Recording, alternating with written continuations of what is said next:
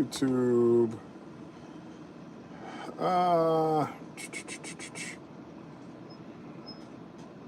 History. Watch history.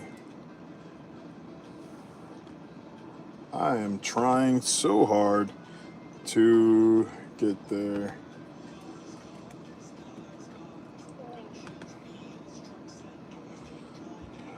History. Watch later. Your history. Home shorts library. Library knows shorts home. My videos. Where's my videos at? Switch account. I can't find any of this stuff. Not sure what happened. History, your videos. There we go. And there's probably not anyone here. Live stream. Get shareable link. Link copied.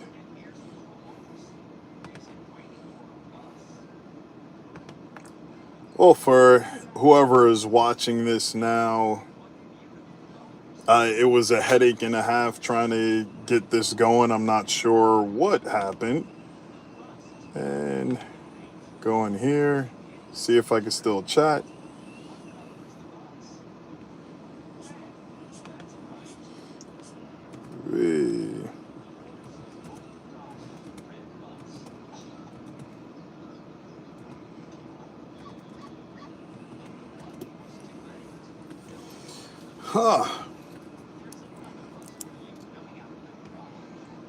Now let's see if people, hey, there's everybody popping up over there. Shalom, everyone. Shalom, shalom, shalom. Now I have to actually get to my notes in my Gmail. Yes, it's a must. Notes, notes, notes. And hopefully they synchronized. So you used offline. Reload. I hope everyone is doing good. I apologize for the tardiness. The laptop over here in the Streamlabs wasn't working.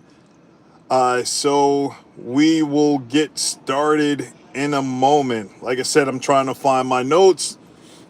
But while I'm waiting, let me take a sip of coffee and start off with some prayer. Yeah, thank you for getting me through this day and to this moment and point in life, giving me the ability to research what it is that I'm doing today, trying to better understand your name, understand the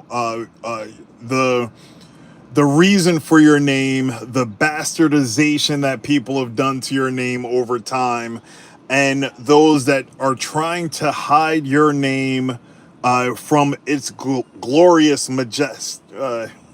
majesty.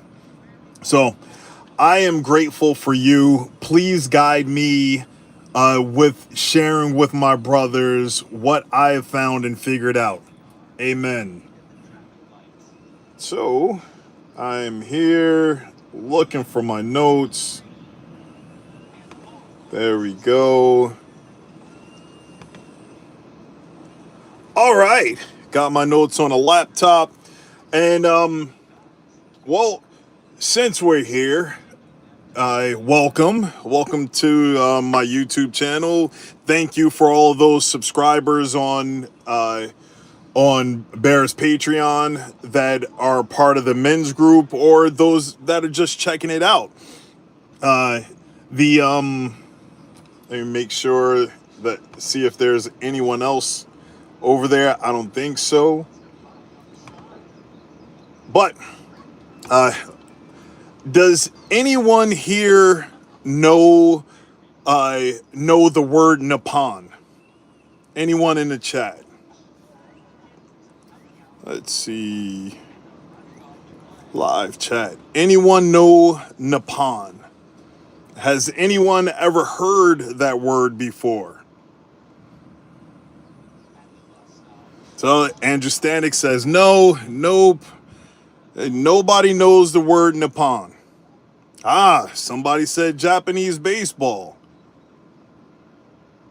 Well, Nippon is the actual name of what we call Japan.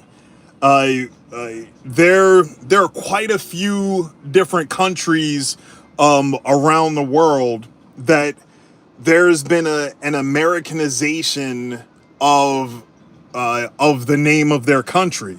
We as Americans just say, "Hey, look at that place. We are gonna call that Germany," even though everywhere else around the world it's Deutschland. Nippon is what everyone else in the world, including the people there, they know it as Nippon. But us as Americans, we know it as Japan, or we call it Japan. Shalom, PK79. So, that is going to be my starting point with trying to understand the Father's name, because it is something that we as humans can't understand, just like we can't understand the reason why the Father does what he does or allows it to happen. We also cannot understand why, when our prayers go up, it doesn't happen in our time, it happens in the Father's time. So there were quite a few different scriptures where they would go over the different ways that people called, or the Father referred to himself.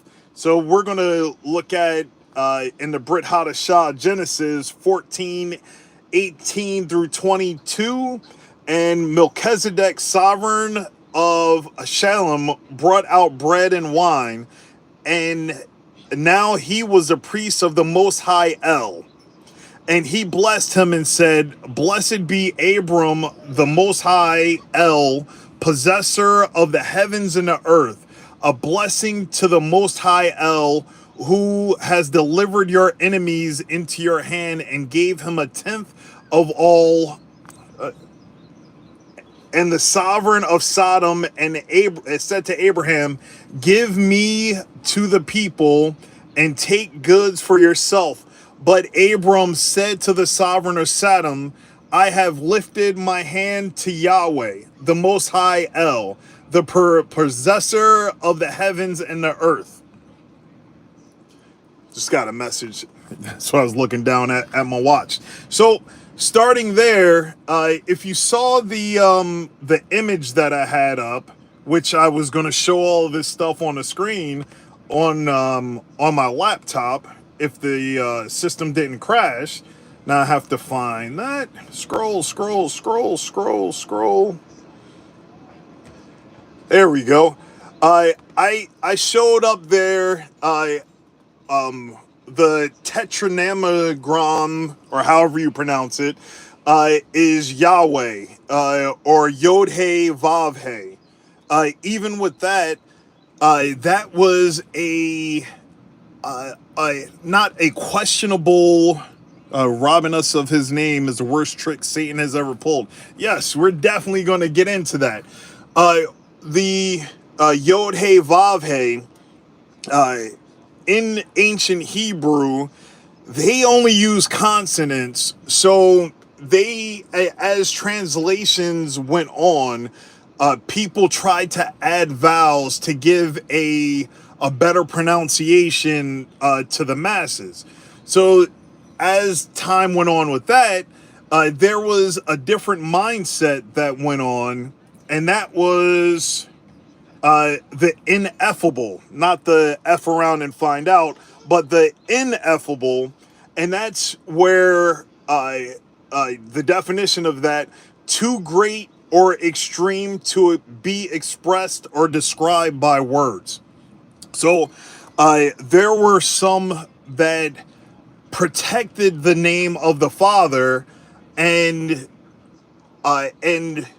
felt as though that people that were not priests were not worthy of saying that name, and even the priests themselves, they were allowed to know it, but they were never allowed to speak it.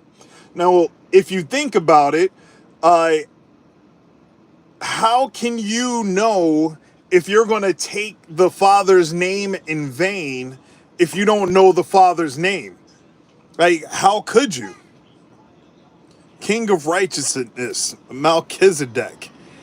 Yeah, there are so many names for it. There's Adonai. There's Well, Adonai, that translates to my Lord. Elohim translates to gods. Hashem, that translates to the name. That's just talking about the name that would not be spoken. Like, for some of you that have watched Harry Potter, Voldemort, you can't say his name because bad things will happen to you. But again, I say, how could you follow the law and not take the Lord's name in vain if you don't know the Lord's name? So here's another place that exists today in this world. Does anyone out there know the Hellenic Republic? Has anyone ever heard of that? The Hellenic Republic. Let's see if anybody pops up with that. Waiting for... that's one person for no. The Hellenic Republic. And if you type it in Google Maps, it'll pop up. It sounds Greek. Yes, it does. It's definitely sounds Greek, because that is the proper name for what we know as Greece. The Before the Romans brought Latin to them, they were known as the Hellenas. The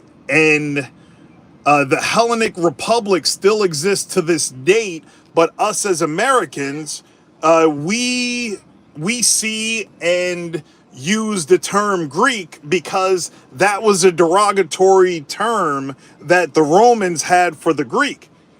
And even before that, there was a Hellenization of everything that came through the Torah, and the Greek decided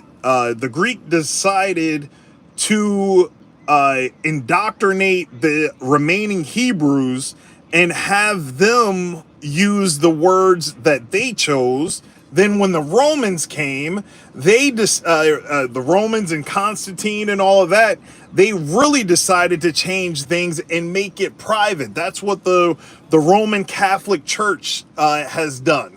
They tried to privatize it, so you had to go to them to be able to understand the word. But Hellenization, which I don't know why this is highlighted like that. I got it.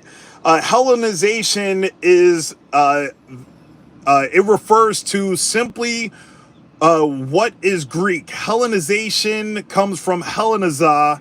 It refers to the adoption of the Greek identity, culture, and language. To speak Greek or to identify with the Greek.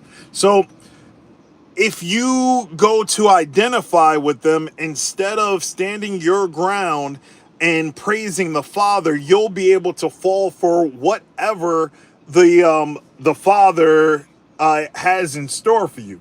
And throughout the word, we see that time and time again, that people do not and have not stayed on the path. They have not followed the word.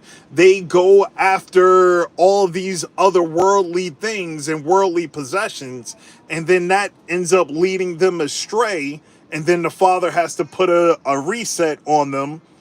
And remember what Yeshua said, that people have said to Yeshua, I have cast out demons in your name.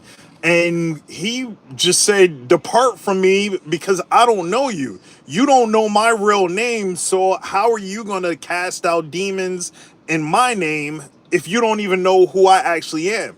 You are not walking in my example. I am leading by example, but you won't accept that. So let's see this.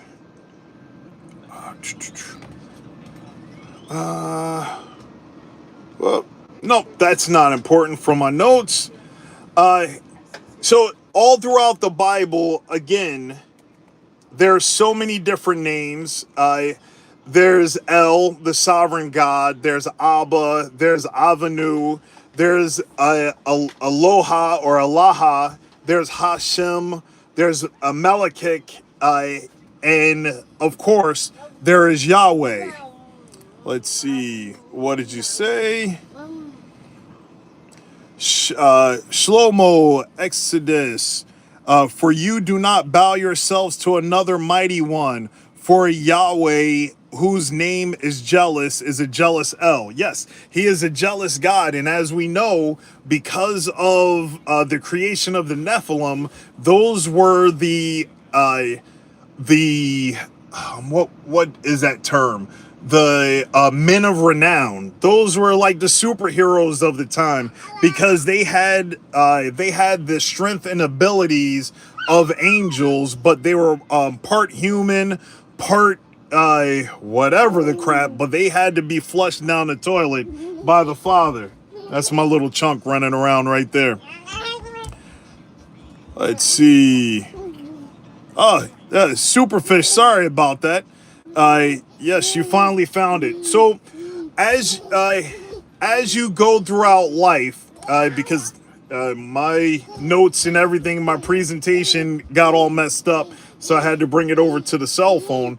But as you go through life, and you're trying to seek the Father's face and understand Him, one thing that's kind of difficult is understand the language that He blessed the people with, understanding Hebrew, because the vowels on there can come in so many different ways. So for you to actually pronounce "I am that I am," which is again the tetranomegon, which I'm pronouncing incorrectly,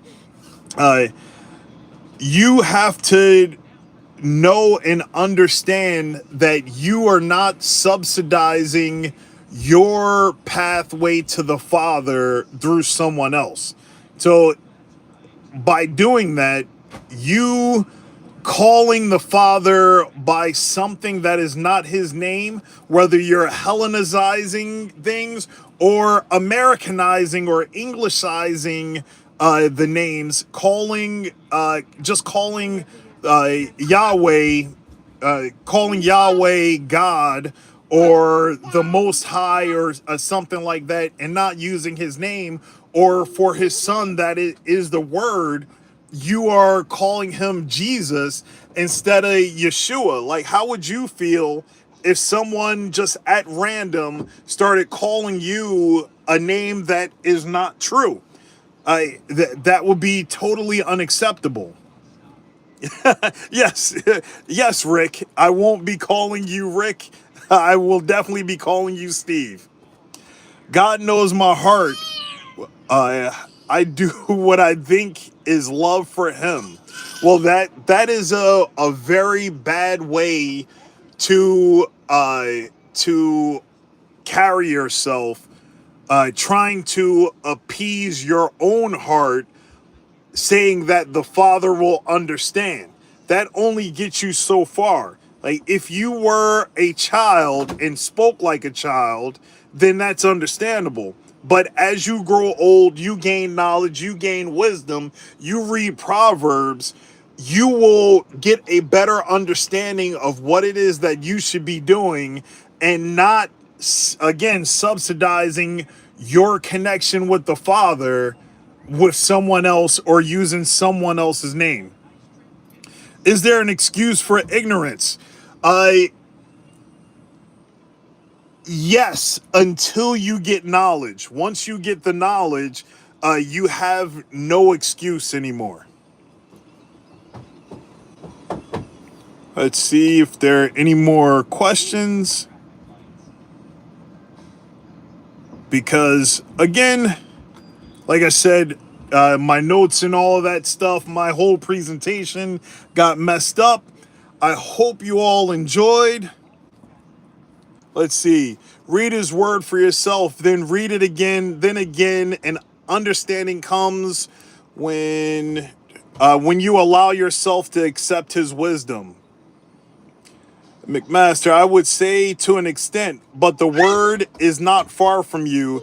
It is not in the ground. It is not in the heavens. It is not in the depths. Read the book and do what it says. Yes, that's pretty much it. Daily Proverbs Challenge is worth the time. Indeed, it is. With anything that you do to master something, you have to do it time and time again. To fully understand the word, you would need at least 70 years to understand it. But then to actually live it, you would need another 70 years. And remember the curse that is upon us, that we only get 120 years on this existence. So for us to be able to accomplish that, it starts from being raised as a little one up with the knowledge, because I started back to the word when I was 20. No, I'm sorry. Whoa, numbers are all wrong. 38, 37, 38. I started dabbling back into the word to get a better understanding. I started off in Christianity and then found my way out because I couldn't get answers. It was just have faith, instead of them saying read the word from cover to cover. They would just pick and choose little scriptures, and that is what led me astray, because I knew that there was something greater out there that I was not getting from the word. So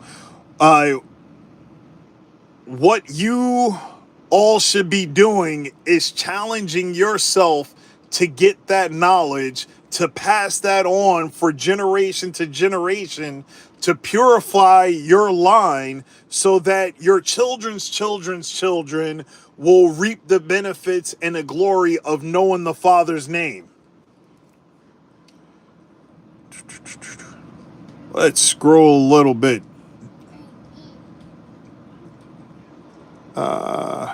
This is where I'm at. Read and study, unlike what I've done the past 30 years. Thank you for reminding the importance of defining terms so as not to be led astray. Some of us has wasted precious time. Yes, I am one of them. But it was my path and journey to get to this point. I am grateful for, I guess you could say, the time that I wasted, but I would not have gained the strength through the Father watching over me to get me to this point. I would have been someone being led blind, trying to understand it instead of respecting it. And that's where it comes from being a parent. You have to teach from your experiences, teach the respect of the Father, the fear of Yahweh, to be able to convey that message so your children don't go out and then they have to learn the hard way. Let's see. Scrolling. Must learn the true word. At first, feelings and goosebumps, and then tears carry you, but those will shortly fall if you're not rooted in truth. That is true. It would take 3 to 4 generations to get it really right. You are 100% Justin. Glad to be on the path now. That's a beautiful thing. 2 Timothy 2 and 15. Let's see if I could pull that up quickly. Bible.